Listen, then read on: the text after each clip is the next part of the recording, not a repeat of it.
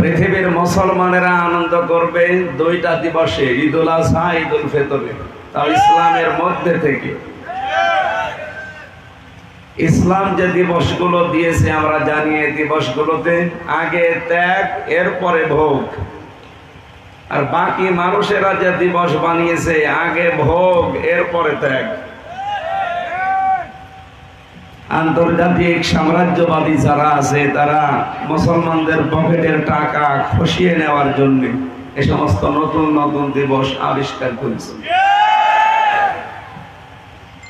মান তাশাব্বাহা বিকওমিন ফাহুয়া মিনহুম, যার সাথে তার সাদৃশ্য থাকবে কিয়ামতে আল্লাহ তার সাথে তার হাসর করাবে। পয়লা বৈশাখের নামে যেটা শুরু হয়েছে এটা মুসলমানদের কৃষ্টি কালচার নয়, এটা ইহুদি, খ্রিস্টান, বৌদ্ধদের, এটা হিন্দুদের সংস্কৃতি। সুতরাং মুসলিম দাবি করে আমরা ওইদিকে যেন না যাই, সতর্ক থাকা লাগবে। ধর্ম যার যার, উৎসব সবার, এই স্লোগান যারা দেয় এটার বাস্তবায়ন আপনি বাংলাদেশে করতে পারবেন?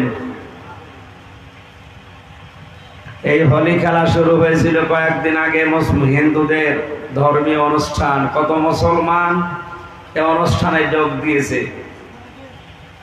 সামনে আর 2.5 মাস পরে মুসলমানদের বড় উৎসব ঈদুল আজহা। হিন্দুদেরকে বলেন তো তোমাদের মা গরুকে জবাই করা লাগবে কেমন দেখি, রাজি করাতে পারবেন? জবাই করা না, শুধু বলবেন আমরা জবাই করব, এসে শুধু দেখবেন, রাজি হবে? তা আপনি কি বললেন? ধর্ম যার যার, উৎসব সবার, মানে এ কথা যদি কেউ বুঝে বলে থাকে তার ঈমান নষ্ট হয়ে গেছে। কারণ ইন্নাদ-দীনা ইনদাল্লাহিল ইসলাম, আল্লাহর কাছে একটাই ধর্ম, জীবন ব্যবস্থা, তার নাম ইসলাম। ওমা ইয়াবতাগি গায়রাল ইসলামি দীনান ফালা ইউকবালা মিন, দুনিয়াতে ইসলাম বাদ দিয়ে কোন নিয়ম নীতি দিয়ে আল্লাহকে রাজি করা যাবে না। কেউ যদি ব্যর্থ চেষ্টা করে ও জীবনের কোন ইবাদত বন্দেগী আল্লাহর দরবারে কবুল হচ্ছে না, হবে না। কথাগুলো যদিও শক্ত, আল্লাহ যেই ফোর্সে জানিয়েছেন কোরআনে আমরা ওই ফোর্সে বললাম। এখন যদি কারো ঈমানের সমস্যা থাকে তার একটু সমস্যা হবে। তাহলে আজকে আমরা মুসলিমরা পয়লা বৈশাখ নিয়ে আনন্দ করতে পারি না। আমাদের আনন্দের বিষয় কোরআন। কি বলেন তো? এর সাথে যদি পয়লা বৈশাখের সম্পর্ক থাকে এখনই আমরা নাচানাচি করব। আমরা দেখি পড়া কোরআনের বাকারা থেকে নাচ পর্যন্ত আপনি খুলে দেখেন। ঈদুল আজহা, ঈদুল ফিতর, এই দুইটা দিবস বাদ দিয়ে পৃথিবীর কোন দিবস নিয়ে আনন্দ মুসলমানের জন্য জায়েজ নেই। এমনকি 14 ফেব্রুয়ারি যেটা শফিক রেহমান আমদানি করেছে ইংল্যান্ড থেকে, এটাও পালন করা মুসলমানের জন্য হারাম। আল্লাহ আমাদের হেফাজত করুন হারাম কাজ থেকে। ওয়া খায়রুম মিম্মা ইয়াজমাউন, তামাম দুনিয়া যা পেয়েছে, যা পেয়ে তামাম দুনিয়া আনন্দ করে, সবকিছুর তুলনায় আল্লাহর কাছে শ্রেষ্ঠ সম্পদ কি? সুতরাং এর সাথে যার সম্পর্ক ওইটা নিয়ে আনন্দ করবে। গত 2 দিন আগে 12-11 তারিখ গেল। এই 11 তারিখের সাথে সম্পর্ক ছিল কোরআন আর হাদিসে। কিসের? লিসাইমি ফারহাতান, ফারহাতুন ইনদা ফিতরিহি ওয়া ফারহাতুন ইনদা লিকাই রাব্বি। নবীজি বলেন রোজাদারের জন্য 2টা খুশির সংবাদ। একটা হচ্ছে ইফতারের সময়, এখানে ফিতরিহির অর্থ 2টা, একটা ইফতারের সময় আর একটা ঈদুল আজহার নামাজে, ঈদুল ফিতরের নামাজে।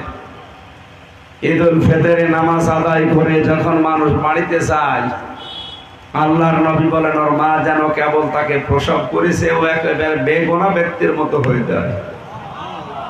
2 নম্বরে তার খুশির সময় যখন আল্লাহ নিজে জান্নাতের ভেতরে রোজাদারদের সাথে সাক্ষাৎ করবে। সুতরাং গত 2 দিন আগে ঈদুল ফিতর গেল, এর সাথে সম্পর্ক আল্লাহর নবীর, এর সাথে সম্পর্ক কোরআন হাদিসের। এই জন্য আমরা আনন্দে ছিলাম। আমাদের আনন্দের ধরন কি? সেজদা দিয়ে। কি দিয়ে? না আন্দাজে আনন্দ করতে পারবেন না। আগে সাদাকাতুল ফিতর আদায় করেন, গরিবের কাছে টাকা পৌঁছিয়ে দেন, ওরা টাকা দিয়ে সেমাই গোশত কিনবে, ওরা খাবার খাবে, আনন্দ করবে, হাসবে, ওইটা দেখে আপনি আনন্দ করবেন। ঈদুল আজহাতেও তা, কোরবানি সবাই করে খেয়ে ফেলবেন না, হবে না, আগে গরিবকে গোশত দিয়ে আসেন। ও খেয়ে সন্তানাদি নিয়ে আনন্দ করবে, উল্লাস করবে, খুশি হবে, ওই দেখে আপনি খুশি হবেন। কথা বলে না কেন? এই দুইটা দিবস বাদ দিয়ে যত দিবস আছে আপনি মিলান তো, একটাতেও ত্যাগ এরপরে ভোগ, এরকম আছে কিনা? আগে ভোগ এরপরে ত্যাগ। আজকেও যেটা গেল পয়লা বৈশাখে, অনেকের শাড়ি আছে, এরপরও নতুন শাড়ি কিনে দেওয়ার জন্য জোরাজুরি করে। আজকে ফেসবুকে দেখেছি, সত্য কিনা জানি না, রংপুরে এক মহিলা তার স্বামীকে বলেছে আজকে পয়লা বৈশাখ, শাড়ি যদি কিনে দিতে না পারো এক গাছে দড়ি দিও। ও বেচারা শখ করে দড়ি কিনে দিয়েছে, দড়ি দিয়ে গলায় দড়ি দিয়ে মারা গেছে। এজন্য এই কমেন্টে লিখেছে উনি এবছরের পয়লা বৈশাখের প্রথম শহীদ। একে শহীদ ও টের পাবে কবরে গেলে কত নম্বর শহীদ।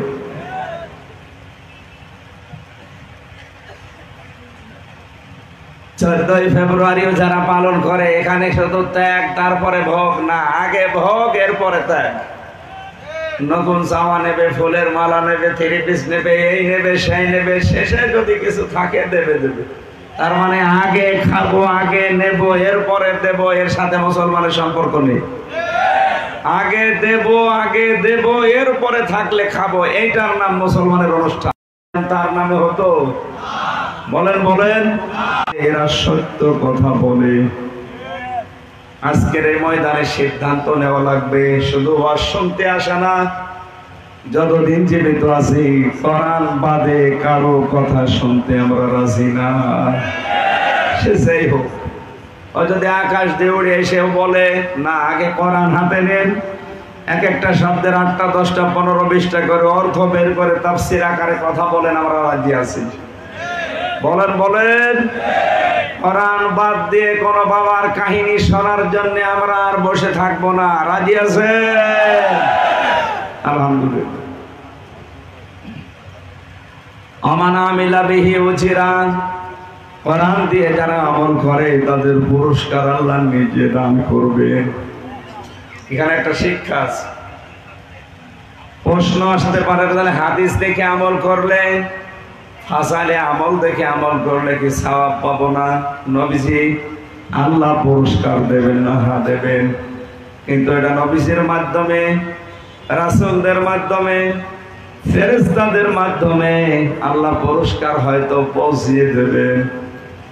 কোরআনে কারিমের আমল আছে 500, কত? এই 500 বিষয়ের আমল যদি কোন মানুষ করতে পারে, মহান আল্লাহ নিজে পুরস্কার হাতে তুলে দেবে। এই 500-র ভেতরে আজকে আমরা একটা আমলের কথা পড়েছি। কয়টা? দেখি এই আমলটা আমাদের দেশের ভেতরে যে ভেজাল চলে, ওইটা নিয়ে ওইটা আজকে নিরসন করবো ইনশাআল্লাহ। 3 নাম্বার বিষয় হচ্ছে আমান হাকামা বিহি আদালা, যারা কোরআন দিয়ে বিচার করে, এরা ন্যায় বিচার করতে পারে। এই হাদিসের অংশ দ্বারা বোঝা যায়, বিশ্বে যতক্ষণ পর্যন্ত কোরআনের বিচার ব্যবস্থা কায়েম না হবে, ততদিন পর্যন্ত ন্যায় বিচার আশা করা যায় না। আমার জীবন থেকেও 3টা বছর চলে গেল ন্যায় বিচার না থাকার কারণে।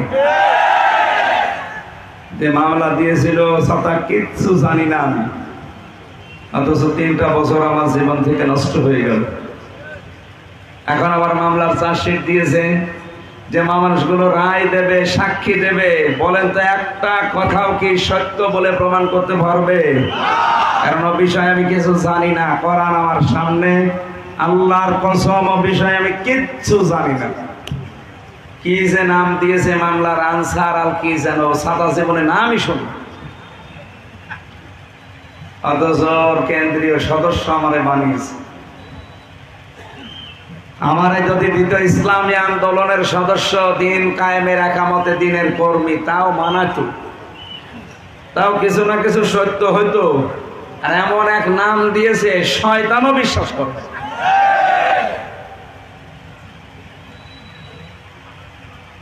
এই জন্য কোরআনের বিচার ব্যবস্থা যতদিন কায়েম না হবে, ন্যায় বিচারের আশা করা সম্ভব না।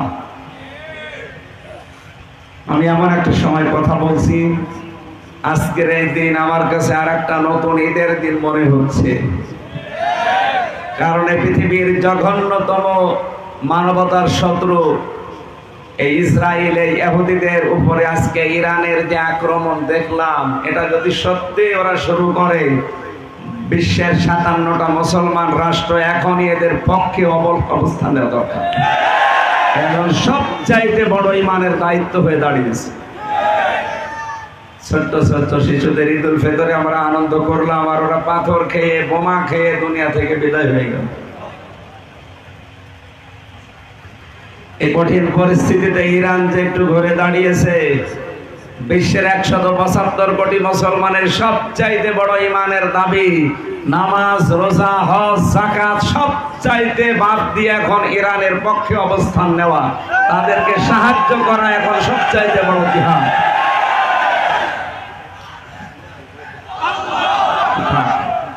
পৃথিবীর সবচাইতে বড় অভিশপ্ত জাতি, আল্লাহ যাদের অভিশাপ দিয়েছে তারা ইহুদিরা। এতদিন পর্যন্ত তারা অত্যাচার, জুলুম, নির্যাতনের সীমা ছাড়িয়ে গেছে। এখন টের পাবেন যদি মুসলমানেরা সত্যি ইমানের দাবিতে 313 জনের মতো একটু বদরের ময়দানের মতো গজরে ওঠে। ওদের 1000 ছিল, আর এরা 313 জনে যদি ওরা না পারে, আজ বিশ্বে 175 কোটি মুসলমান, কিছু করা লাগবে না। 60 লক্ষ মাত্র ইহুদি আছে দুনিয়ায়। আমার তো মনে হয় শুধু ওরা প্রসাব করে দিলে ওরা ভেসে যাবে। আল্লাহ আমাদেরকে জিহাদে শরীক হওয়ার তৌফিক, মনে প্রাণে সম্পদে যেন দান করেন, বলেন আমিন।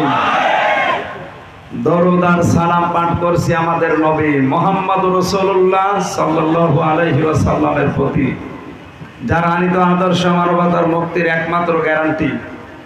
আমি একথা বহুবার বলেছি, ঈমান নিয়ে যদি আপনি বিদায় নিতে না পারেন, আপনার জীবন ব্যর্থ। কথা বলেন না কেন? নামাজ পড়লে নামাজ হবে না, কে বলেছে আপনাকে? 19টা কারণে নামাজ ভেঙে যায়, নষ্ট হয়ে যায়। কয়টা বলেন? বলেন। ওযু করলে ওযু হয় না, 7টা কারণে ওযু ভেঙে যায়। কয়টা? হজ করলেও হজ হয় না, 5টা কারণে হজ ভেঙে যায়। রোজা রাখলে রোজা হবে তা না, 2টা কারণে রোজা ভেঙে যায়। পৃথিবীর যত ফরজ ইবাদত আছে সব কয়টা নষ্ট হওয়ার পেছনে কিছু না কিছু কারণ আমরা কোরআন আর হাদিসে পেয়েছি। গুরুত্বপূর্ণ যেটা আমাদের জীবনে জান্নাতে যাওয়ার জন্য, তার নাম ঈমান। ঈমানও ভেঙে যায় 10টা কারণে। বলেন বলেন। এই 10টার একটাও যদি পাওয়া যায়, আপনার ঈমান আর নেই, আপনি বেঈমান। তার ভেতরে 4 নাম্বার এটা, বিশ্বনবী বাদ দিয়ে অন্য কারো আদর্শ যদি কারো কাছে পছন্দ হয়, ভালো লাগে, পরে ঈমান ভেঙে গেছে, নষ্ট হয়ে গেছে। বাংলাদেশে নেই। আরে ভাই, আপনাকে আমি বাঁচাতে চাই। ফাইনা তাযহাবুন ইন হুয়া ইল্লা যিকরুল লিল আলামিন। কোথায় যাচ্ছেন আপনি ভেগে? এ কোরআন বিশ্ব মানবতার জন্য একটা উপদেশ। ওই উপদেশ বাণী শোনাতেই সেই কুষ্টিয়া থেকে পর্যন্ত এসেছি। আমার বাবার কথা বলার জন্যে না। আমি দেখতে পাচ্ছি কোরআন আর হাদিসের চোখ লাগিয়ে আপনি জাহান্নামে যাচ্ছেন। আজ বাংলাদেশে 100 জনের মাত্র 15 জন বিশ্ব নবীকে একমাত্র আদর্শ মানে, আর বাকি 85 জন সব তানা মানায় আছে। এদিকেও আছে, এদিকেও আছে। না, আপনার ঈমান ভেঙে গেছে, নষ্ট হয়ে গেছে, আপনি ফিরে আসেন। ঈমান যদি কারো না থাকে, কেউ যদি বেঈমান হয়ে যায়, ও জান্নাতি না জাহান্নামী? কোন জাহান্নামী মানুষের জানাজার নামাজ পড়া জায়েজ আছে? বলেন। জেলখানায় 3টা বছরে মাওলানা মামুনুল হক, উনি আমার সাথে ছিলেন পাশের রুমে। দিনের বেলা এক জায়গায় থাকতাম, প্রতিদিন এক কথা উনি আমার বেশিরভাগ শোনাতেন যে আমির হামজা, বের হতে যদি পারি কোন কাফেরের, কোন মুশরিকের, কোন বেঈমানের জানাজা আমি নিজেও পড়বো না, কাউকে পড়তে উৎসাহ দেব না। কারণ কাফেরের জানাজা পড়া হারাম। বলেন বলেন। কোন হারাম কাজ যদি কেউ হালাল মনে করে, সে বেঈমান। কথাটা কত ওজন চিন্তা করছেন? বাংলাদেশে আজ হাজারো বেঈমানের জানাজা নির্দ্বিধায় পড়ানো হচ্ছে। এই জন্য বেঈমানদের সাহস এত বেড়ে যাচ্ছে। বন্ধ করে দেন, মাঝে মাঝে দেখেন অনেক বেঈমান টাইট হয়ে যাবে।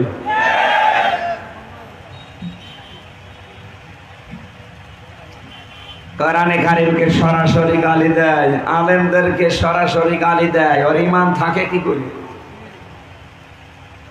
যালিকা বিআন্নাহুম কারিহু মা আনজালাল্লাহু ফাআহবাতা আমালাহুম। সূরা মুহাম্মদের 9 নম্বর আয়াত। আল্লাহ তাআলা বলেন, আমার নাযিলকৃত বিধান মানে না এমন না, কেউ যদি অপছন্দ করে, আমার নাযিলকৃত বিধান শোনার পরে কেউ যদি মন খারাপ করে, ওর জীবনের পেছনের যত ভালো আমল আছে সব আমি আল্লাহ নষ্ট করে দেব। আপনি টের পাচ্ছেন আল্লাহ কি বললেন? বাংলাদেশে আমার মনে হয় 96% মুসলমান না, 96% এখন বেঈমান দিয়ে ভরা। ইসলামের সাথে প্রকাশ্যে যে দুশ্মনী কথাগুলো বলে, আপনার ঈমান আছে আপনি মনে করেন? কিছু দালাল মৌলবী আমরা আছি, মারা গেলে আমরা জানাজা পড়িয়ে কবরে দিয়ে একেবারে দোয়া করে জান্নাতে দিয়ে আসি, মনে হয় যে কন্ট্রাক্টরই দিয়েছে, জান্নাত আমার বাবার আমি দিয়ে দিলাম নাকি। এগুলো সব ধোঁকা, আপনাকেও ধোঁকা দিয়ে আমরা বোকা বানাচ্ছি। আপনিও একটু বোঝার চেষ্টা করেন, এগুলো কিচ্ছু হবে না। নবীজি দোয়া করেছিলেন 80 বারের উপরে, 70 বারের উপরে আল্লাহর নবীর দোয়া আল্লাহ ফেরত দেবেন বলে জানিয়েছেন না। সাবিঈনা মাররাতান ফালা ইয়াগফিরুল্লাহু লাহু। হে নবী, এর জন্য না, এর মতো যত মানুষ কিয়ামত পর্যন্ত আসবে, উপরে ফিটফাট ভেতরে সদরঘাট, এই মুনাফিকদের জন্য যদি আপনি 70 বার দোয়া করেন, আপনার দোয়া কবুল হবে না। যে নবী জীবনে হাত তোলা লাগে না, শুধু মনের ভেতরে কামনা আসলে কবুল হয়ে গেছে, এই নবী যদি 70 বার দোয়া করার পরে দোয়া আল্লাহ ফেরত দেয়, বাংলাদেশে কোন মহারথী আছে যে তার দোয়া করলে কবুল হবে আর আপনি বিশ্বাস করে বসে আছেন? আপনি ধোঁকায় পড়ে আছেন। এখনো থামেন, এখনো বোঝার চেষ্টা করেন। আমি আপনার হিতাকাঙ্ক্ষী, সত্য বলছি, আমি আপনার হিতাকাঙ্ক্ষী, আপনাকে বাঁচাতে চাই। বিশ্ব নবী বাদ দিয়ে যদি অন্য কারো আদর্শ আপনার ভালো লেগে থাকে, আপনি এক্ষুনি তওবা করে ফিরে আসেন। আপনার ঈমান নষ্ট হয়ে গেছে, আপনি ঈমান ভেঙে গেছে। আশা করছে আপনি ফিরে আসবেন, আপনার বিবেকের দরজা খুলবে। এরপরও যদি কারো বিবেকের দরজায় নাড়া না দেয়, আমার মনে হয় ওর বিবেকের উপরে কুকুরে পোশাক করছে। ও বলছে ঠিক। আল্লাহ আমাদের হেফাজত করুন, আমিন। কোরআনে কারিমের 6666 আয়াতের মাত্র একটা আয়াত পড়েছি, সূরা বাকারার 152 নম্বর আয়াত। আমার যতটুকু জ্ঞান কোরআনের উপরে আল্লাহ দিয়েছে, আমি তাওফিক কামনা করে আয়াত সামনে নিয়ে লক্ষ লক্ষ হাদিস থেকে মাত্র একটা হাদিসের টুকরা পড়েছি। এই দুইটার সামনে নিয়ে আমি তাফসীর আকারে কথা বলার চেষ্টা করব ইনশাআল্লাহ। আমার তাওফিক ইল্লা বিল্লাহ। জবান খুলে, যেহেতু এটা একটা ভেজাল বিষয়, বাংলাদেশ, ভারত, পাকিস্তানে এই শব্দটা নিয়ে ভেজাল চলে। জাল, কাফ, র, জিকির, কি নিয়ে? আমি এই 3টা দেশেই ঘুরে দেখেছি, যত সমস্যা, যত ভেজাল, যত ঝামেলা এই 3 দেশে জিকির নিয়ে। পৃথিবীর কত রাষ্ট্রে আমি পাইনি। যেহেতু ভেজাল আছে এই জিনিসটা নিয়ে, এটা আমরা আজকে একেবারে পরিষ্কার করব। 48,000-এর উপরে পীর বাংলাদেশে। কত? তাও সরকারি জরিপে। সব জায়গায় গেলে আগে আপনাকে জিকির দেবে। কি দেবে? এটা যে একটা ইবাদত, গুরুত্বপূর্ণ ইবাদত। উযকুরুল্লাহা কামা আল্লামাকুম। তোমরা আল্লাহর জিকির করো ওইভাবে যেভাবে আল্লাহ তোমাদের শিখিয়েছেন। যেহেতু এটা ইবাদত, ওই 500 আল্লাহর আইনের ভেতরে এটা একটা আইন, একটা ইবাদত। আমরা এটা আজকে পরিষ্কার করে নিয়ে বাড়ি যাব, ঠিক আছে? জবান খুলে কোরআনের সোনালী আয়াত পড়েন, মনে মনে দোয়া করেন আল্লাহ যেন কণ্ঠটা ছেড়ে দেয়। আউযু বিল্লাহি মিনাশ শাইতানির রাজীম। বিসমিল্লাহির রহমানির রহিম ফাযকুরুনি আযকুরকুম ওয়াশকুরুলি ওয়ালা তাকফুরুন। সাদাকাল্লাহুল আযীম। সূরা বাকারা কোন সূরা? জবাব দেন। এটা একটা ক্লাস চলছে, 1 ঘন্টা মতো কোরআনের ক্লাসে যেভাবে ছাত্র হয়ে জবাব দেয় ক্লাসে, ওইভাবে জবাব দেবেন। রাজি আছেন তো? আমি তাহলে বুঝবো যে আপনি বুঝতেছেন, আর আমি বলেই গেলাম আপনি শুনিয়েই গেলেন না, এটা দরকার নেই। 2 ঘন্টা 2.5 ঘন্টা মুসা নবীর জীবনী বলছে বক্তা, সামনে শ্রোতা যারা বসে আছে যদি জিজ্ঞাসা করেন কি শুনলেন, এখনো মাথা আছে যে কিছু বুঝি না, আপনার শোনা দরকার কি? মুসা নবীর কাহিনী বলার জন্য আল্লাহ নবী, আল্লাহ কোরআনে কারিমে কাহিনী দেয়নি, আল্লাহ দিয়েছেন এখান থেকে শিক্ষা নেওয়ার জন্য। কি নেওয়ার জন্য? আজ বাংলাদেশের মানুষের অবস্থান কাহিনী বলেন খুব ভালো লাগে, কিন্তু কাহিনী থেকে 7-8টা শিক্ষা বের করলেই তখন যখন দেখেছে না এগুলো তো মিলে যাচ্ছে, তখন বলে হুজুর এটা রাজনীতি। রংপুরের গাইবান্ধায় একবার মাহফিলে ছিলাম ছেলে যাওয়ার আগে, সভাপতি আমার বলছো হুজুর মুসা নবীর কাহিনী শোনাম, খুব ভালো লাগে। মুসা নবীর কাহিনী যে কি ও কি টের পাচ্ছে? মুসার কাহিনী বলতে হলেই ফেরাউনের কাহিনী আসবে। এক কথা বলেন। ফেরাউন এই পৃথিবীতে খোদা দাবি করার জন্য ওর বন্ধু হামান টাকের পরামর্শ মতো 4 দফা কর্মসূচি নিয়েছিল। মুসা নবীর কাহিনী শুনলে হবে, পাশাপাশি ওইটা শোনা লাগবে না? কিছুক্ষণ মুসা নবীর কাহিনী বললাম, খুব মাথা দোলাচ্ছে। এবার ফেরাউনের 4 দফা কর্মসূচি যেই বললাম, যার প্রথম কর্মসূচি ছিল আসমানি কিতাব, এই শিক্ষা ব্যবস্থা যারা দেয় তাদেরকে শেষ করে ফেলো। তার মানে আলেমরা কারা? ফেরাউনের প্রথম কর্মসূচি এটা ছিল। হামান তাকে দিয়েছিল, বন্ধু যদি খোদা দাবি করতে চাও, আনা রব্বুকুমুল আলা, আমি বড় খোদা, তাহলে আসমানি কিতাব যারা শিক্ষা দিতে পারে তাদের নামে বেনামে চলে বলে কৌশলে বিভিন্ন ট্যাগ লাগিয়ে তাদেরকে ধ্বংস করে দাও, মেরে ফেলো। ও তাই করেছিল 10 বছর। ওর প্রথম 10 বছর মিশন ছিল এদেশে আসমানি কিতাবের কোনো আলেম রাখবে না, বলেন নাউজুবিল্লাহ। 2 নম্বরে আসমানি কিতাবের শিক্ষা এদেশে থাকা যাবে না। বাকি 10 বছরে এই টার্গেট নিয়ে হয়ে গিয়েছিল। বাকি 10 বছর, তার মানে 30 বছর যখন হচ্ছে, ওই সময় নারী পুরুষের অবাধ মেলামেশা চালু করে দিয়েছিল। পর্দা যদি না থাকে জেনা হওয়ার সম্ভাবনা নেই। বলেন।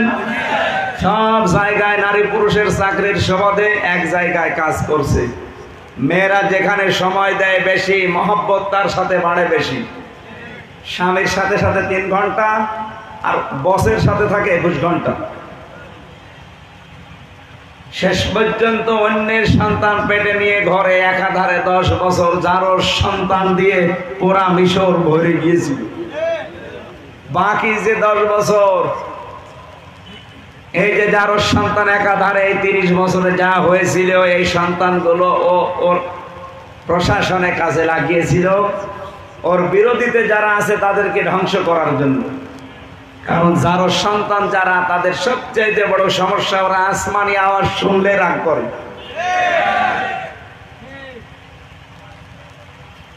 এই 40 বছরে 4 দফা কর্মসূচি নিয়ে যখন সফল হয়েছে তখন বলেছে আনা রব্বুকুমুল আলা। এখন মুসা নবীর কাহিনী তো 15 মিনিট ভালোই শুনিছে, ফেরাউনের কাহিনী কেবল 10 মিনিট হয়েছে। বলছে হুজুর মুসা নবী দরকার নেই, মুহাম্মদুর রাসূলুল্লাহর জীবনী বলেন। এ তো আরো কঠিন।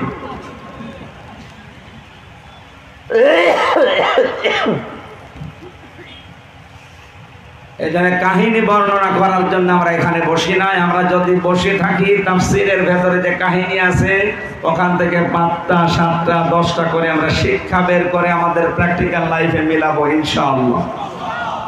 সূরা বাকারা কোন সূরা বলেন বলেন 286টা আয়াত আছে, 40টা রূকু আছে, 152 নাম্বার একটা মাত্র আয়াত পড়েছি।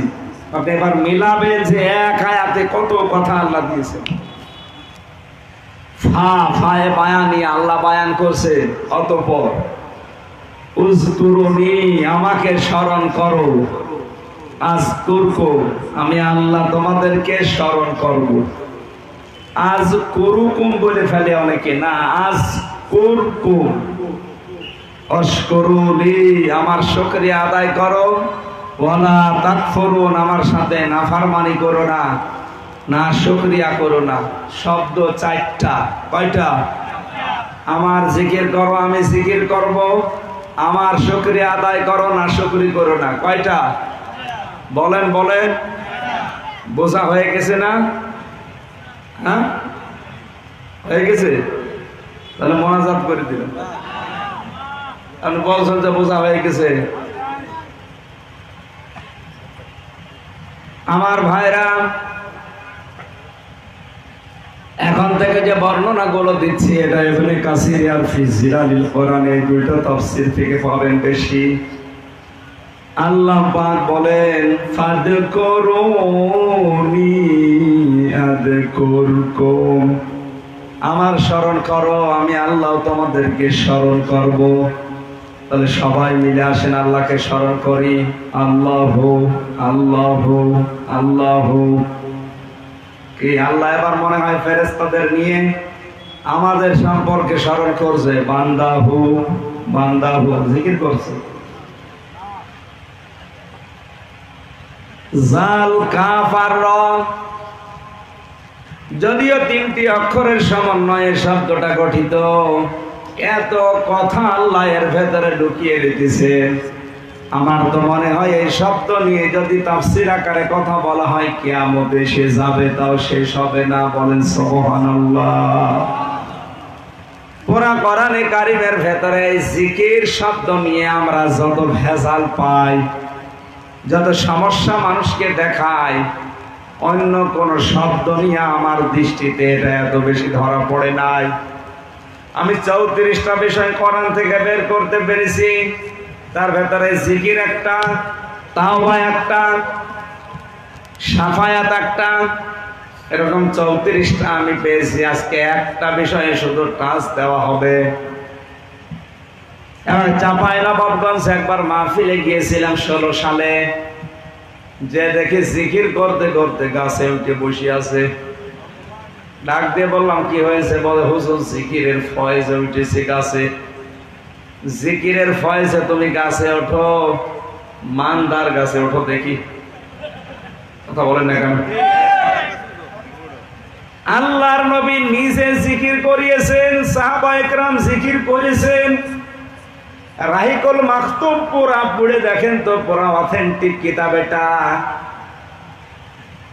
নবীজি কোনদিন জিকির করতে গিয়ে লাফিয়েছেন? সাহাবায়ে কেরাম জিকির করতে গিয়ে লাফিয়েছে, গাঁঠে উঠেছে, আমি কোনদিন পাইনি। আমরা এই বাংলাদেশে অনেক পীর সাহেবের দরবারে জিকির করতে দেখেছি, এদেরকে জিকির করতে গিয়ে পীর সাহেব লাফাচ্ছে, মুরিদ গুলো লাফাচ্ছে। আমার তো মনে হয় যিনি জিকির করাচ্ছেন তার ফয়েজ একটু বেশি হওয়ার কথা। কথা বলেন না কেন? সামনে যারা আছে মুরিদ ওরা লাফায় বেশি, আর পীর সাহেব চুপ করে বসে আছে। যেই হোক না কেন, এটা কোরআনের সাথে হাদিসের সাথে যেটা মেলে না। আল্লামা মামুনুল হকের কথা জেলখানার ভেতরে উনি বলতেন, কোরআন হাদিসের সাথে যদি কোনো দরবার না মেলে ভেঙে গুড়িয়ে দিন। কোন দরকার নেই ওই দরবারের, ওটা দিয়ে আল্লাহর বিরুদ্ধে কাজ হচ্ছে, শিরিক আর বেদাত আবিষ্কার হচ্ছে। উনি ওনার বাবার নামে ধরে বলতেন, যদি আমার বাবাও এটা করে আমার বাবার কবর ভেঙে দিন। আমার বন্ধুরা, চট্টগ্রামে ফটিকছড়িতে একবার এসেছিলাম, আমি নাম নিলাম না। এক মুরব্বি দেখি লাফায়, মুরব্বী লাফান কেন? লাফায় মানে জিকির করছে। এত লাফিয়েও তো টেনশনে আছে জান্নাত পাবো কিনা। তুই যদি জান্নাত পেতে চাস আমার সাথে লাফা, আমারও বসে লাফান। তার মানে ওর এই টেনশন দিল কে? পীর সাহেব। পীর সাহেব এই ধোঁকা দিয়ে বোকা বানিয়ে তাকে লাফানো শিখিয়েছে। ও মনে করে যত লাভ দেব তত জান্নাত তাড়াতাড়ি পাবো। ভণ্ডামিগুলো যেন জিকিরের নামে আমাদের ভেতরে না আসে। এ পড়া কোরআন শরীফ আমার জীবনে আমি যতটুকু চেষ্টা করেছি চিন্তা ভাবনা করে জিকিরের অর্থ পেয়েছি 19টা। কয়টা? সামারাইজ করে আমি 5টা বলছি। অধিকাংশ তাফসীরে এই 5টা বিষয়ের উপরে জিকিরের আলোচনা আছে। কেউ যদি জিকির করতে চায় 5টা বিষয় যেন সে লক্ষ্য করে জিকির আমার হচ্ছে কিনা।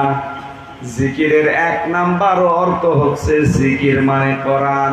জিকির মানে আমার কথা নয়, আল্লাহ নিজে দলিল দিচ্ছেন, ইন্না নাহনু নাযালনাল যিকরা ওয়া ইন্না লাহু লাহাফিজুন। সূরা হিজরের 9 নম্বর আয়াতে আছে আল্লাহ পাক বলেন জিকির আমি আল্লাহ নাযিল করেছি, এই জিকিরের দায়িত্ব হেফাজত করা আমি আল্লাহ নিজের হাতে নিয়েছি। এখানে জিকির মানে কি? আরো জোরে। বাংলার মুসলমানেরা আজ ওই পীরের দরবারে যাবেন, যে দরবারে গেলে আগে বলবে কোরআন তুলে দিলাম, এইটা পড়লে আল্লাহকে পেয়ে যাবেন। মরহুম আব্দুল জব্বার রহমতুল্লাহ আলাইহি চট্টগ্রামের সিদ্দিক আসাদ রহমতুল্লাহ আলাইহি ওনাদের দরবারে গেলে আগে কোরআন শরীফ তুলে দিত যে এটা পড়েন আল্লাহকে পেয়ে যাবেন। কথা বলেন না কেন? এখানে মুরব্বী যারা আছে অবশ্যই তারা সাক্ষী দেবেন। 48,000 দরবার এখন সরকারি জরিপে।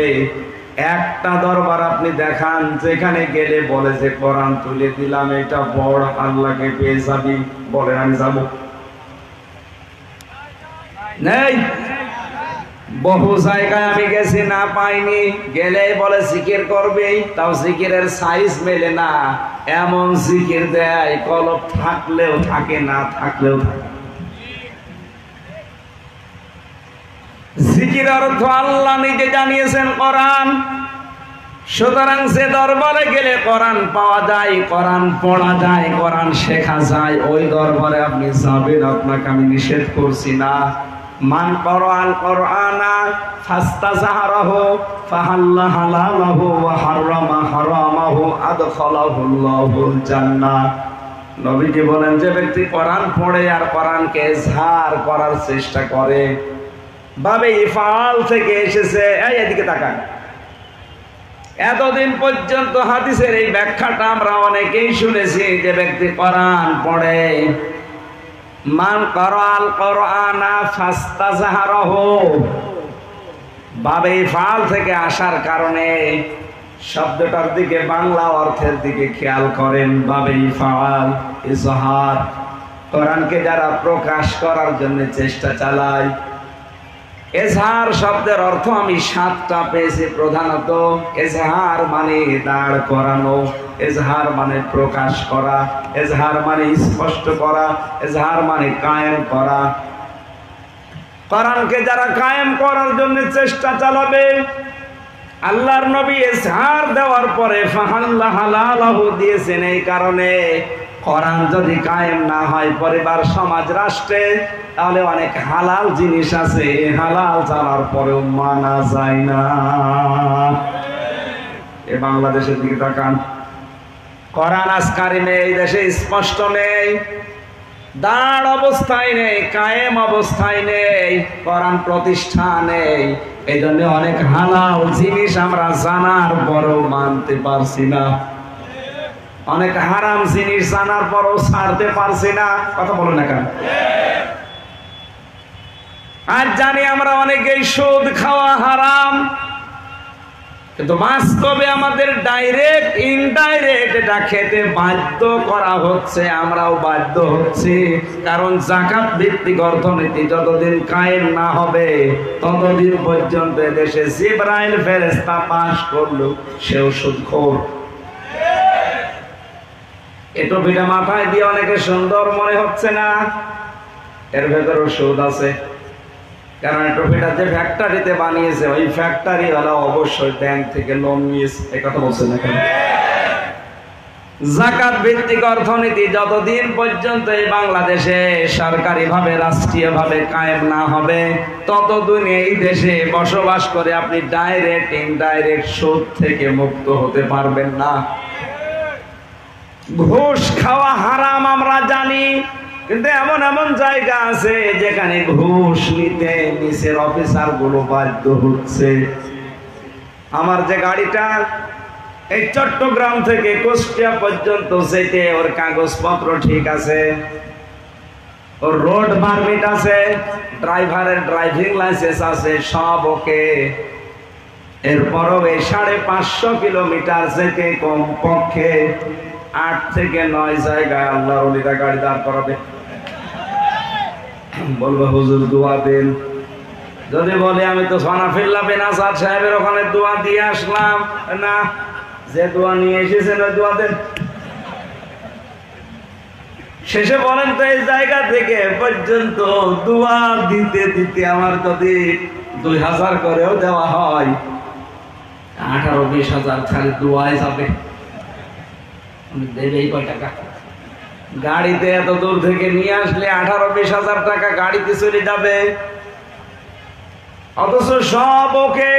যদি জিজ্ঞাসা করি এত দোয়া লাগে, আপনার দোয়া তো করে এসেছি, বলে হুজুর এ দোয়া শুধু আমাদের না, এ দোয়া উপরেও দেওয়া লাগে। এই যে আজকে বাধ্য হচ্ছে অনেকে, এটা জানার পরও যে আপনি মানতে পারছেন না, একটাই কারণ কোরআনে ঝাড় নেই, প্রকাশ নেই, প্রতিষ্ঠা নেই, কায়েম নেই। এই জন্য নবীজির শব্দগুলোর চয়ন দেখেন, মান করাল কোরআনা ফাস্তাযহারাহু, যে ব্যক্তি কোরআন পড়ে আর কোরআনকে ঝাড় করার জন্য চেষ্টা চালায়। ও বাংলার মুসলমানেরা, যে যেই লাইনে আছেন আপনি চেষ্টা করেন, কিন্তু আপনার জীবনের আসল টার্গেট যদি এটা না থাকে যে কোরআন প্রতিষ্ঠা হবে, আপনি বেঈমান হয়ে মারা যাবেন। কারণ আপনি হালালকে হালাল জানার পরও মানতে পারবেন না, হারামকে হারাম জানার পরও মানতে পারবেন না, এমন পরিবেশ তৈরি হয়ে যাবে। তাই কথা বলেন না কেন? আদখালাহুল্লাহুল জান্নাহ, আল্লাহর নবী বলেন আল্লাহ তাকে যেন জান্নাতে দেবে না দিয়ে দিয়েছে। এটা মাঝি অতীতের শব্দ। কেউ যদি কোরআন পড়ে, কোরআনে কারিমকে এই পৃথিবীতে দাঁড় করানোর জন্য চেষ্টা চালায়, আর হালালকে হালাল জেনে মেনে নেয়, হারামকে হারাম জানার পরে ছেড়ে দিতে পারে, আল্লাহর নবী গ্যারান্টি দিচ্ছেন আল্লাহ তাকে যেন জান্নাতে দিয়েই দিয়েছে। বলেন সুবহানাল্লাহ। আজকের এই মাহফিলে সিদ্ধান্ত হোক, ওই দরবারে আমি যেতে রাজি আছি যেখানে গেলে আমি আল্লাহর কোরআন পাবো। কারণ জিকিরের অর্থ কি? আরো জোরে। জিকিরের 2 নাম্বার অর্থ, জিকির মানে উপদেশ। ফাযাক্কির বিল কোরআনি মান ইয়াখাফু ওয়াঈদ। সূরা কফ 26 নাম্বার পারা 19 নাম্বার পৃষ্ঠার 12 নাম্বার লাইনের শেষ নাম্বার রুকুর 45 নাম্বার আয়াত। কোরআনে কারীমের 50 নাম্বার সূরা। এটা তাফসীরে হাক্কানিতে পাবেন। Syed Manish and or by the holy Quran, him who fresh my thread. আল্লাহ পাক বলেন, হে নবী আপনি উপদেশ দেবেন যখন, আপনার পুরা ওয়াজ নসিহত উপদেশ যেন আমার কোরআন দিয়ে হয়। যাদের অন্তরে আল্লাহর ধমকের ভয় আছে তাদের কোরআনের উপদেশে কাজ হবে। বলেন সুবহানাল্লাহ। জিকিরের 2 নাম্বার অর্থ উপদেশ। কি? আরো জোরে। তাহলে এখন থেকে যদি উপদেশ শুনতে হয় কোরআনের উপদেশ শোনা লাগবে। জিকিরের 3 নাম্বার অর্থ, জিকির মানে আল্লাহর আইন। আমান আরাদান যিকরি ফাইন্না লাহু মাঈশাতান দনকা ওয়া নাহশুরুহু ইয়াওমাল কিয়ামাতি আ'মা। সূরা তাহা 16 নম্বর পারা 19 নম্বর পৃষ্ঠার 12 নম্বর লাইনের 124 নম্বর আয়াতে আছে। কে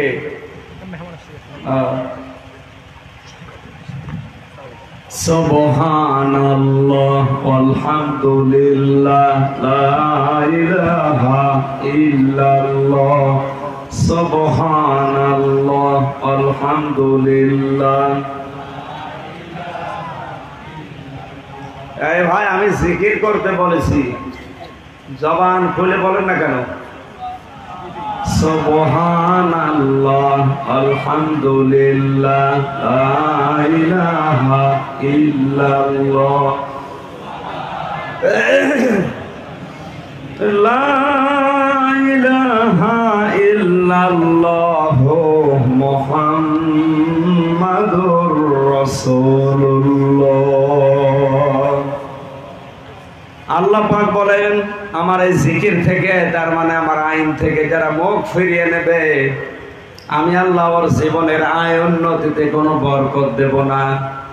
ওর জীবন হয়ে যাবে দঙ্কা, সংকীর্ণ।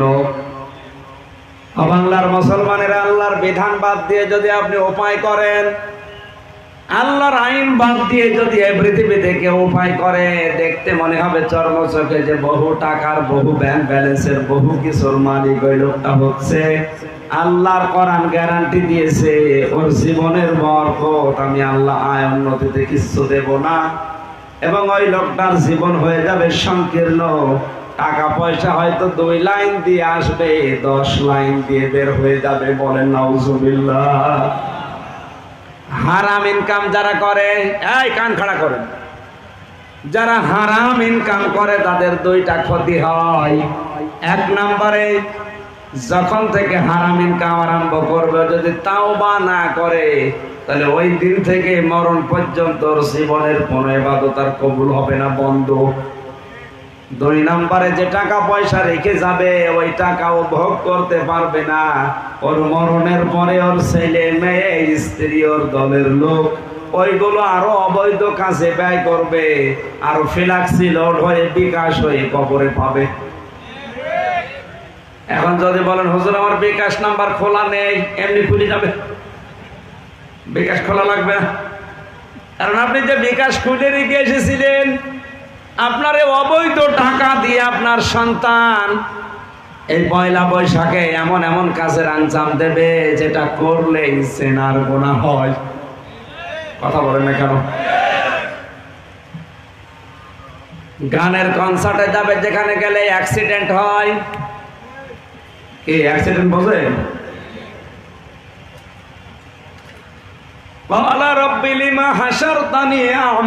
লোকটা বলবে, রব্বুল আলামিন আমার তো চোখ ছিল দুনিয়ায়, এখন আমি দেখতে পাই না, আমার চোখ ফিরিয়ে দাও। আল্লাহ পাক রাগান্বিত হয়ে ধমক দেবেন, এই কান খাড়া করেন।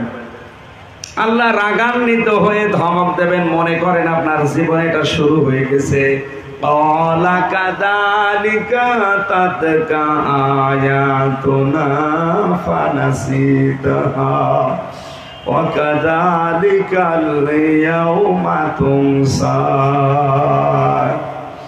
হে বান্দা, তোর সামনে আমার আয়াতগুলো, আমার আইনগুলো এইভাবেই গিয়েছিল, জানার পরে যেভাবে না জানার ভান করেছিলে, শোনার পরেও যেভাবে না শোনার ভান করেছিলে, যেভাবে ভুলে গিয়েছিলে দুনিয়ায়, আমি আল্লাহ আজকে তোকে আমার জবান থেকে ভুলে গেলাম। বলেন নাউজুবিল্লাহ। তুই যে আমার বান্দা ছিলি, তুই যে আমার বান্দি ছিলি, কোনদিন আমার এই কুদরতের জবান দিয়ে তোর নাম আমি আর আল্লাহ উচ্চারণ করব না।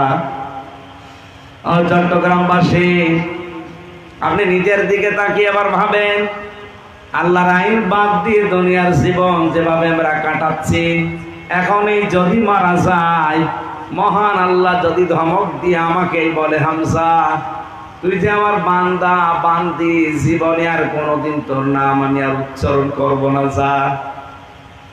কত বড় মুসিবত আমার জীবনে চেপে আসবে আপনি নিজেই চিন্তা করেন। অথচ এটা আমাদের জীবনে প্রত্যেকেরই সামনে ঘটছে। এখানে জিকির মানে আল্লাহর আইন। যে যেখানে আছেন ওই জায়গা থেকে আল্লাহর আইন কিভাবে প্রতিষ্ঠা করা যায়, জিকির যদি করতে চান এই নিয়মে করেন। আপনি তাবলীগ করছেন, করেন, চিল্লা দিচ্ছেন, দেন। আপনার জীবনের টার্গেট থাকা লাগবে না কিয়ামুদ্দিন, দিন কি করে কায়েম হয়। দরবার চালাচ্ছেন, চালান। মরিদ বানাবেন, বানান। আপনার জীবনের আসল টার্গেট হতে হবে দিন কি করে দেশে কায়েম হয়। কথা বলেন ঠিক কিনা? এটা যদি কারো জীবনের উদ্দেশ্য না হয়, মারা যাওয়ার সময় ঈমান পাবে না, মুনাফিক হয়ে মরবে। কারণ আপনি জিকির বোঝেননি। জিকিরের 4 নাম্বার অর্থ, জিকির মানে সালাত। ইযা নুদিয়া লিস-সালাতি মিন ইয়াউমিল জুমআতি ফাসআউ ইলা যিকিরিল্লাহ। ইলা আখিরি আয়াত। সূরা জুমার 9 নম্বর আয়াতে আল্লাহ পাক বলেন, যখন আযান দেওয়া হয় দুনিয়ার সব কাজ কাম বাদ দিয়ে আমার জিকিরের দিকে দৌড়াও। এখানে জিকির মানে নামাজ। সুতরাং যে দরবারে গেলে নামাজের ট্রেনিং পাওয়া যায়, নামাজের শিক্ষা পাওয়া যায়, নামাজের কথাগুলো বোঝা যায়, বাস্তবে মানা যায়, ওই দরবারে আপনি যাবেন, আমি নিষেধ করছি না। কিন্তু যে দরবারে গেলে নামাজের কোনো নিয়ম নীতি নেই, নামাজ পড়াও লাগে না, এমন এমন কথা সেখান থেকে আসে, পানির নিচে বাতি চলে, ঝড় বাতাসেও লেবে না। এ বাবার মুরিদ হলে নামাজ রোজা লাগে না। বলেন নাউজুবিল্লাহ। এগুলো যারা ছড়াচ্ছেন আপনারা থামেন। নিজেদেরকে তো নষ্ট করছেন, জনগণকে জাহান্নামে নেওয়ার জন্য আপনারা উঠে পড়ে লেগেছে। চট্টগ্রামবাসী, নামাজ এমন গুরুত্বপূর্ণ ইবাদত আল্লাহর দরবারে। পৃথিবীর যত আইনগুলো আমরা দেখতে পাই সব আল্লাহ পাক এই দুনিয়াতে ফেরেশতা জিবরাইলকে দিয়ে একটা একটা করে পাঠিয়েছেন। শুধুমাত্র নামাজ আমার আল্লাহ নিজে আরো সে বিশ্ব নবীকে নিয়ে এটা উপহার দিয়েছে। 96% মুসলমান এই দেশে আমরা আছি। মুসলমান আর বিধর্মী এদের ভেতরে পার্থক্য করার বিষয় নামাজ। আযান হলে মুসলমানেরা মাস্ট বি নামাজ পড়বে। কথা বলেন না কেন? যে মুসলমান দাবি করার পরেও নামাজ পড়েন না, আমি ফতোয়া দিলাম সূরা মুদ্দাসসির থেকে আপনি জাহান্নামে যাবেন। কারো ফতোয়া লাগবে না। আপনি যত বড় দলের নেতা কর্মী হন, নামাজ যদি না পড়ে দুনিয়া থেকে বিদায় নেন, ফতোয়া দিলাম আপনি জাহান্নামী।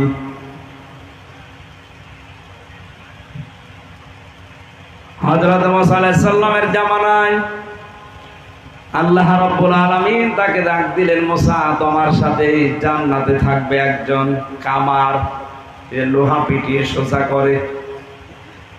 মুসা নবী আবেগপূর্ণ নবী ছিলেন, ডাক দিয়ে বলে, রব্বুল আলামিন তুমি আর লোক পেলে না দুনিয়ায়, একটা কামারের নাম বললে, কি কাজ করে তুমি একটু দেখো। বাজারে গিয়ে দেখলেন এক কোণে বসে কামার হাতুড় দিয়ে লোহা পিটাচ্ছে। লোহা এভাবে পিঠায় গরম করে, আবার পিঠায় গরম করে। আমাদের যেমন আযানের সিস্টেম ওই সময় হয়তো নামাজের একটা সিস্টেম ছিল। নামাজের জন্য যখন সময় হয়ে গেছে, মগরটা মাথার উপরে ছিল, লোহার উপরে না পিটিয়ে পেছন দিক থেকে ফেলে দিয়ে তাড়াতাড়ি করে সেজদা দিতে দাঁড়িয়ে গেছে। আল্লাহ রাব্বুল আলামিনের নবী মুসা ডাক দিয়ে বলে, মাবুদ এই লোকটা মগরটা লোহার উপরে পিটিয়ে এরপরে নামাজে দাঁড়াতে পারতো। নামাজের সময় হওয়ার সঙ্গে সঙ্গে পেছন দিক থেকে মগর ফেলে দিয়ে তোমাকে সেজদা দিতে দাঁড়িয়ে গেছে। তোমার বিধান মানতে যে লোকটা এত বেশি তৎপর, তাকে তুমি জাহান্নামে দিতে পারো না। নামাজে আল্লাহর সেজদায় গুরুত্ব দেওয়ার কারণে জান্নাতের গ্যারান্টি যদি আল্লাহ মুসা নবীর মাধ্যমে তারে দিতে পারে, বিশ্বনবী মুহাম্মদ রাসূলুল্লাহ আমাদেরকে জানিয়েছে, 5 ওয়াক্ত নামাজ যদি কেউ আদায় করতে পারে, এর শিক্ষাগুলো নিয়ে মহান আল্লাহ তাকে জান্নাতের গ্যারান্টি দিয়ে দিলে। মুসলমান ভাইরা জীবনে আর যাই করেন ফরজ নামাজ ছাড়বেন না, যত ক্ষতি হোক। কেউ যদি ফরজ সেজদা ছেড়ে দেয়, আল্লাহ পাক নিজে তার দায়িত্ব ছেড়ে দেয়। বলেন নাউজুবিল্লাহ। আল্লাহ যদি কারো দায়িত্ব ছেড়ে দেয়, ওই 1 সেকেন্ডও সুস্থ হয়ে বাঁচতে পারবে না। বিজ্ঞান এখন প্রমাণ করছে রক্তের ভেতরে 5 প্রকার ক্যান্সার হচ্ছে। আল্লাহ যদি কারো দায়িত্ব ছেড়ে দেয়, 1 প্রকার ক্যান্সার যদি রক্তে লেগে যায়, আপনার নিজের যা আছে তা না 14 বংশ বিক্রি করে একটা ঔষধের পয়সা হবে না।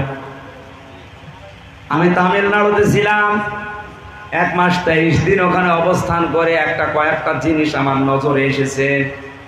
সিলেটে বাড়ি এক লোকের, আজ 13 মাস আমার পাশের বিল্ডিং এ ছিল। পায়ের নিচে ওর ফুসকুড়ি হয়েছিল একটা। সিলেটে দেখানোর পরে ঢাকাতে দেখিয়েছে, বলেছে তেমন কিছু না, থাকো। শেষ পর্যন্ত যন্ত্রণায় আর বাঁচে না, গেছে ভারতের কলকাতায়, ওখান থেকে পাঠিয়েছে তামিলনাড়ু সিএম হাসপাতালে, সিএমসি।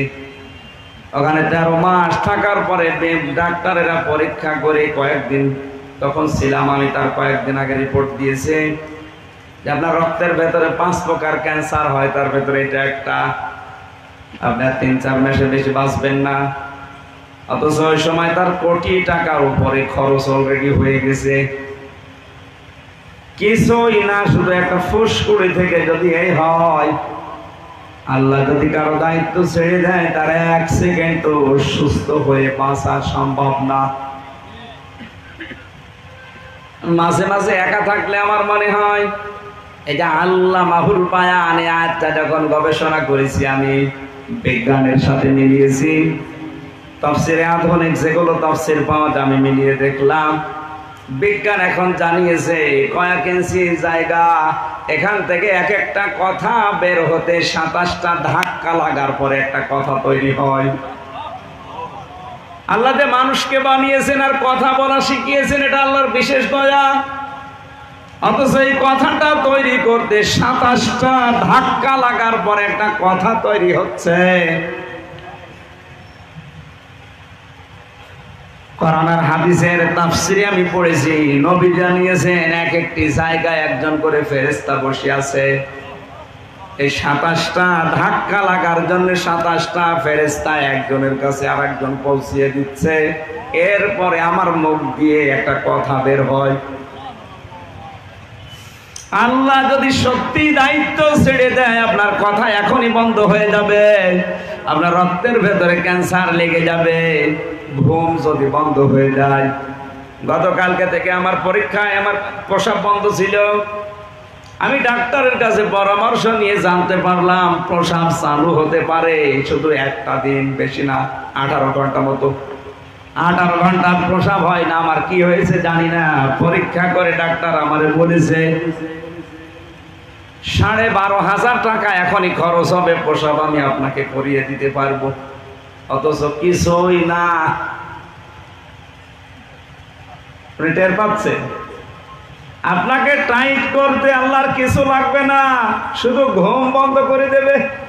3 দিন একাধারে না ঘুমালে 70,000 এই সূক্ষ্ম তার দিয়ে ব্রেনের ভেতরে 6টা কাজ আল্লাহ করছে। তারের কাজ যখন অকেজ হয়ে যাবে, এমনি পাগল হয়ে যাবে। এই জন্য সুস্থ থাকতে, জীবন থাকতে সেজদা ছাড়বেন না, ফরজ সেজদা। আমি আশা করছি আপনি জীবনে যত বড় বিপদে থাকেন না কেন, ফরজ সেজদা ছেড়ে দিন না। আপনি আল্লাহর আয়ত্তের বাইরে চলে যাবেন, যান, আল্লাহ আপনার দায়িত্ব আর রাখবে না। জিকির মানে সালাত। যে দরবারে যাবেন আগে দেখবেন নামাজ দেয় কিনা। নামাজের আমি 27টা শিক্ষা পেয়েছি। কয়টা? কেউ যদি নামাজে দাঁড়ায়, তাকে 27টা বিষয় নামাজ তাকে দিতে চায়, আর সেও আল্লাহকে 7টা বিষয় দিতে চায় নামাজের মাধ্যমে। অথচ আমরা 27টার 7টাও নিতে পারি না, আর আল্লাহকে 7টার 1টাও দিতে পারি না। কয়েকদিন আগে কাবা শরীফ থেকে আসলাম, লক্ষ লক্ষ হাজী সাহেবেরা রুকনি ইয়ামিনী থেকে হজরে আসওয়াদ এই জায়গাটা পার হওয়ার সময়, রুকনি ইয়ামিনী থেকে হজরে আসওয়াদ এই জায়গাটা পার হওয়ার সময় ষষ্ঠ চক্করে যখন ঘুরছিল এই দোয়াটা পড়ছিল, আল্লাহুম্মা ইন্না আলাইয়া হুকুকান ফীমা বাইনি ওয়া বাইনিকা। কাবার সামনে নিয়ে বলে, মালিক তুমি আমার মালিক, আমি তোমার বান্দা, তুমি আমার মালিক হিসাবে আমাকে সব দিয়েছো, আমাকে নেই থেকে তুমি হামজা বানিয়েছো, কিন্তু তুমি আমার মালিক, আমি তোমার বান্দা হিসাবে তোমাকে তো আমি কিছুই দিতে পারলাম না। কাবার সামনে নিয়ে আমার একটা পুঁজি আছে, আল্লাহ তুমি আমার মাফ করে দাও। আল্লাহর বান্দারা মাঝে মাঝে যখন একা থাকবেন একটু চক্ষু বন্ধ করে ভাবেন, কারণ এই সময়টা আপনার জীবনে আর আসবে না। মাঝে মাঝে একা থাকলে চোখ বন্ধ করে ভাবি, আল্লাহ আমি যদি এখনই মারা যাই, তুমি যদি সামনে দাঁড় করিয়ে বলো, বান্দা হামজা তোরে আমি 2024 সালের মার্চ মাসের 31 তারিখ পর্যন্ত মাফ করে দিলাম, শুধুমাত্র এপ্রিলের 1 থেকে 14 এই 14 দিনের হিসাব দিয়ে তুই আমার জান্নাতে চলে যা। কারণ আমার সামনে আল্লাহর কসম এই 14 দিনের সঠিক হিসাব দেওয়া আমি হামজার দ্বারা সম্ভব না। আপনারা পারবেন না? আপনারা পারবেন? হিসাব অত সহজ জিনিস না, শুধু নাম শুনেছি হিসাব। আউয়ালু মা ইউহাসাবু বিহিল আবদু ইয়াউমাল কিয়ামাতিস সালাহ। কিয়ামতের সর্বপ্রথম আল্লাহ হিসাব নেবে সালাতের। কিসের? আরো জোরে বলেন। কোনদিন একটুবার চিন্তাও করি না যে হিসাবটা কিভাবে দেওয়া লাগবে, কি এটা। কোন মানুষের জীবনে যদি এই চিন্তা একবার প্রবেশ করে, ওর জীবনটা একবারে পরিচ্ছন্ন হয়ে যাবে। খলিফাতুল মুসলিমিন হযরতে ওমর রাদিয়াল্লাহু তাআলা আনহু ইন্তেকালের 12 বছর পর তার সন্তান আব্দুল্লাহর সাথে স্বপ্নে দেখা। হাদিসটা যদিও দুর্বল, আমি শিক্ষার জন্য বলছি। 12 বছর পর তার সন্তান স্বপ্নে দেখছে হেঁটে আসতেছে বাবা সাদা পোশাক পরে, ডাক দিয়ে বলে, আব্বাসান কোথায় ছিলেন এতদিন, কতদিন দেখি নাই আপনাকে। হযরতে ওমর বলে, সন্তান আজ 12 বছর আমি দুনিয়ার জীবন ছেড়েছি। 12টা বছর আল্লাহর দরবারে আমার কৃতকর্মের হিসাব দিচ্ছিলাম, শেষ পর্যন্ত মহান আল্লাহ আমাকে মাফ করে দিয়েছে তার গাফফার নামের খাতিরে। এখন আমি জান্নাতের নহর থেকে গোসল করে সাদা কাপড় পরে জান্নাতে যাচ্ছি। চট্টগ্রামবাসী আকাশের তারকার চাইতে তার জীবনে নেকির কাজ বেশি ছিল। কোন রাস্তা দিয়ে গেলে শয়তান পর্যন্ত 40 দিন রাস্তায় যেতে ভয় পেত। জান্নাতের সার্টিফিকেট তিনি জিন্দা অবস্থায় হাতে পেয়েছিলেন।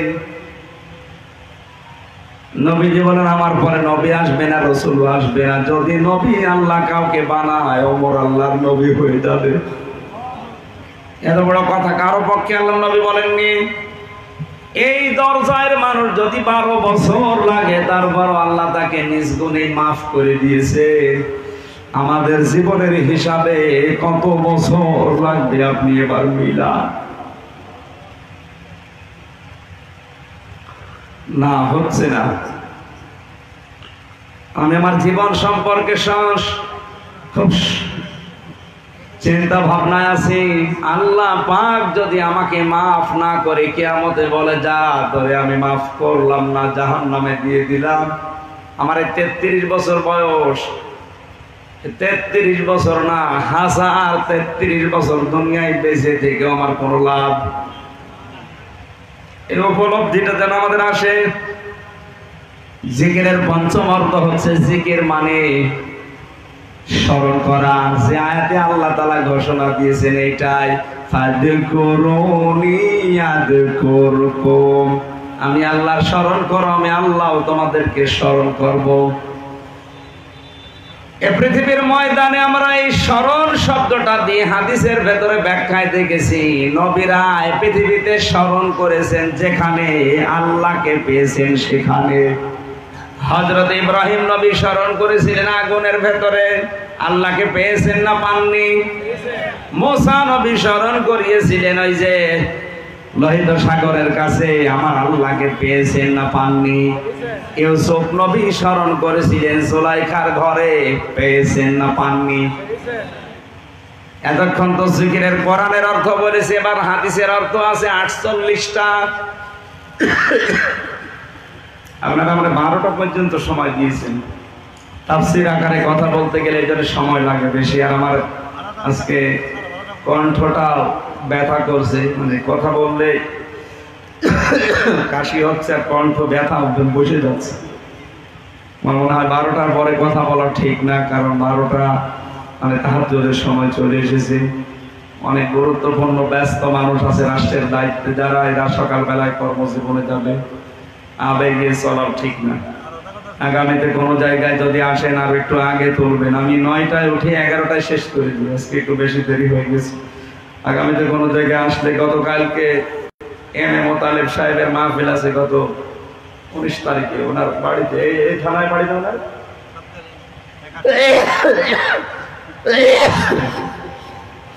আপনাদের এমপি সাহেবের মাহফিল 19 তারিখে আছে।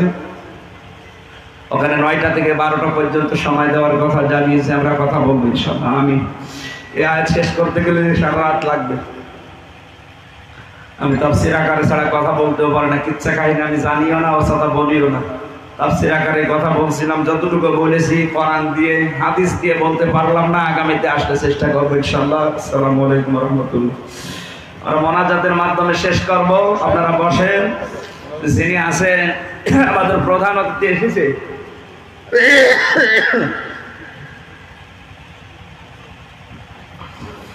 রব্বানা আতিনা ফিদ দুনিয়া হাসানা ওয়া ফিল আখিরাতি হাসানা ওয়া কিনা আযাবান নার।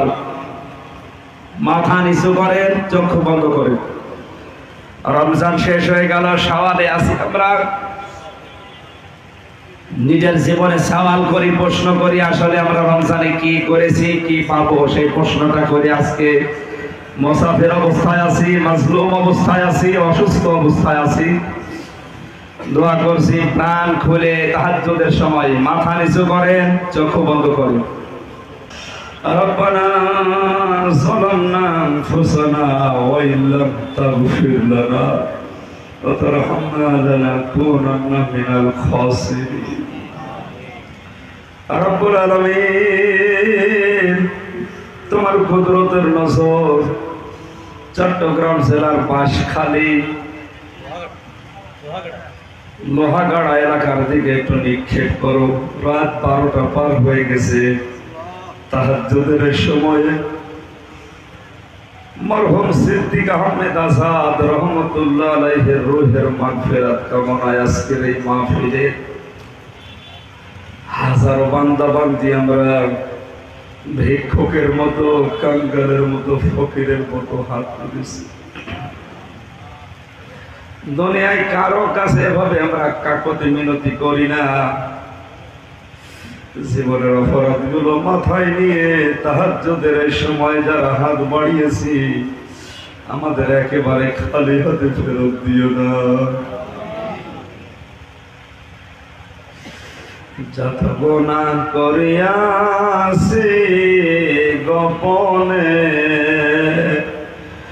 মাফ করে দাও আল্লাহ তুমি নিজ গুণে। এই অপরাধগুলো যদি আমাদের শরীরে লেগে থাকতো, মানুষ আমাদেরকে কুকুরের মতো ঘেরা করে তাড়িয়ে দিত। রব্বুল আলামিন যেভাবে গোপন রেখে দিয়েছো কেউ জানে না। কিয়ামতের জন্য আমাদেরকে কোটি কোটি মানুষের সামনে অপমান করো না।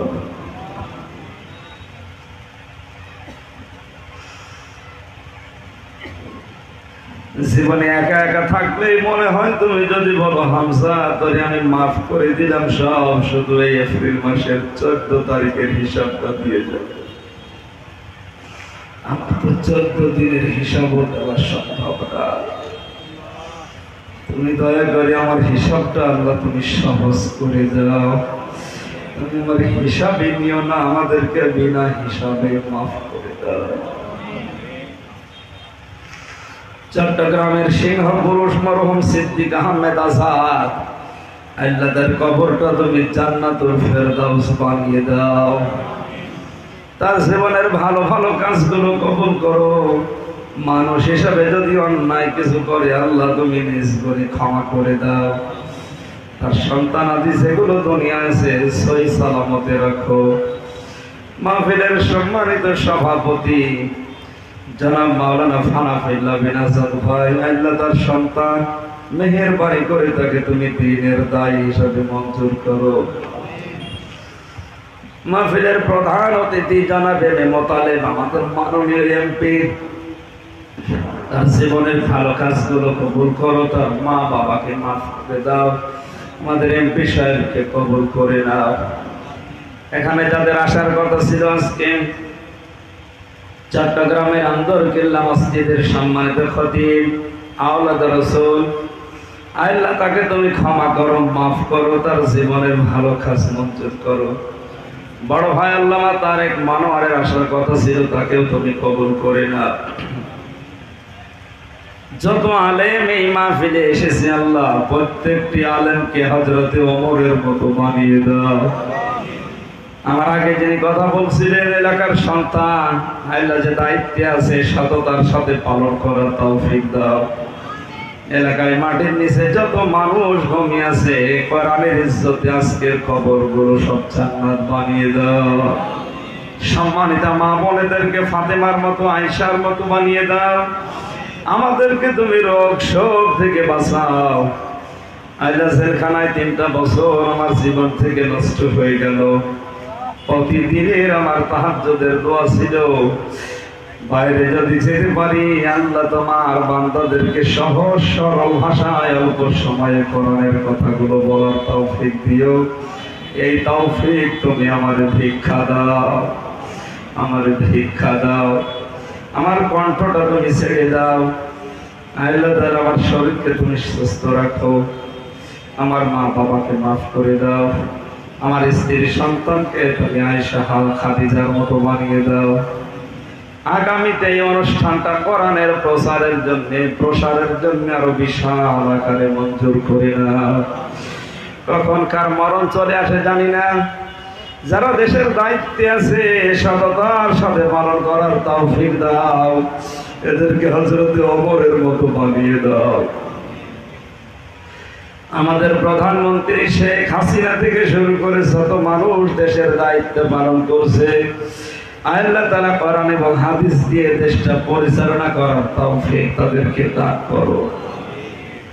যখনই মরণ আসবে যেন একবার হলেও পড়তে পারি লা ইলাহা ইল্লাল্লাহ মুহাম্মাদুর রাসূলুল্লাহ। আসসালামু আলাইকুম।